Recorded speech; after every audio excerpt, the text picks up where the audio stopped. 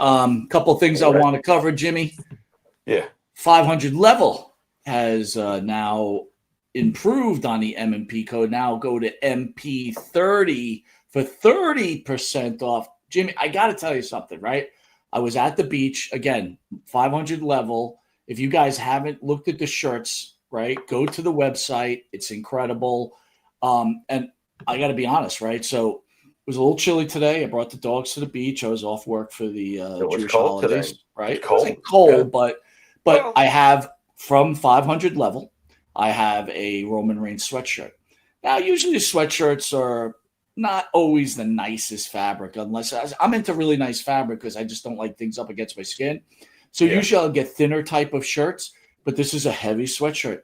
The fabric, unbelievable. And you're going to get a deal at 30% off, Jimmy. I mean, my God, it's a no-brainer, guys. I am telling you, once you get one shirt from them, you'll get 50. I guarantee it.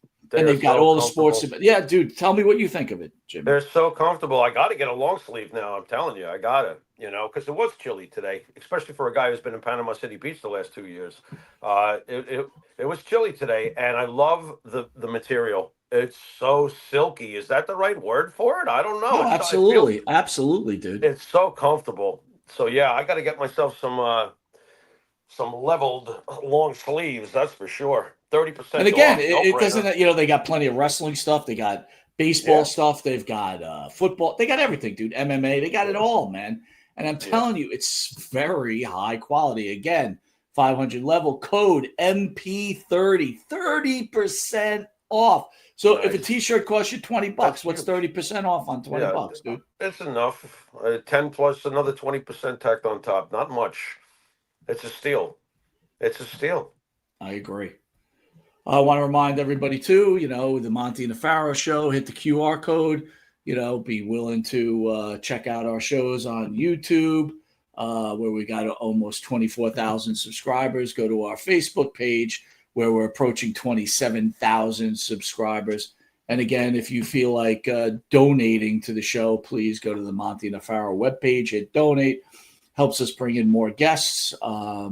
Trying to entertain Jim. We've got the big event coming up, so a lot of good stuff happening right now. I was there in case they needed somebody, in case somebody didn't show, blah, blah, blah.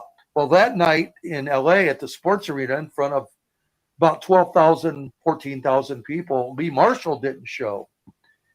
And Jay Strombo walks up to me and he says, Billy, I can't talk about Chief without imitating him. He says, Billy, you ever do any ring announcing? And I said, actually, Chief, I did in 1973 in Phoenix for Kurt Von Steiger, the guy that broke me in. I was just a skinny kid, and I used to do ring announcing. And he says, Billy, you're going to go out there and do the ring announcing tonight. Just do the best you can. And I said, Chief, there's 14,000 people out there. I used to do it in front of 300. And he says, you just do the best you can, Billy.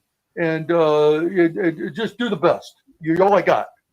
And so I went out there and did the ring announcing, came back, and Chief goes, Billy, you got a job with us now. You're our new ring announcer in Los Angeles. He says, I'm going to give you money. Go buy a tuxedo. And because I was just wearing a suit.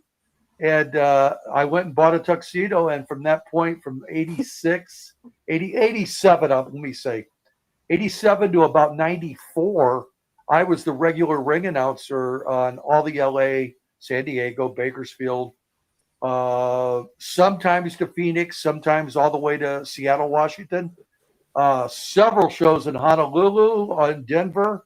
I was the ring announcer for a lot of those shows.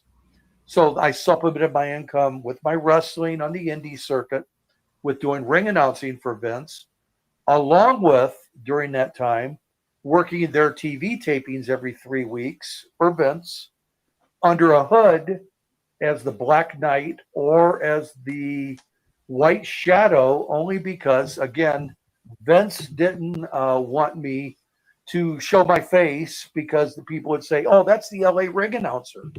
So that way I had to cover my face. And the only time that was screwed up was when clowns like Brian Knobs, the Nasty Boys, would unmask me in the corner to put his freaking dirty armpit up in my face. And I would tell him, even in the ring, I'd say, Vince wants my face covered. And we're on TV tapings. And he's like, oh, I don't care. And that was Brian.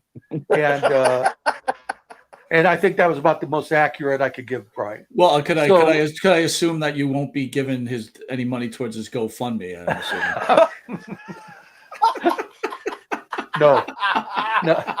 No. But in all seriousness, I mean, I do feel bad for the guy. I mean, I'm joking about what happens in the ring, but I mean, and nowadays, I mean, because I've been there and done that. As far as the GoFundMe, I understand it.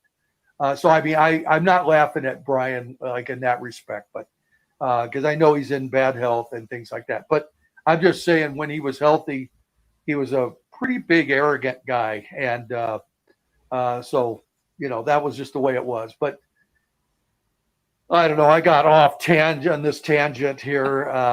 Well, let me ask you this: how much did a ring announcer make for the WWE? I was making about $400 a night.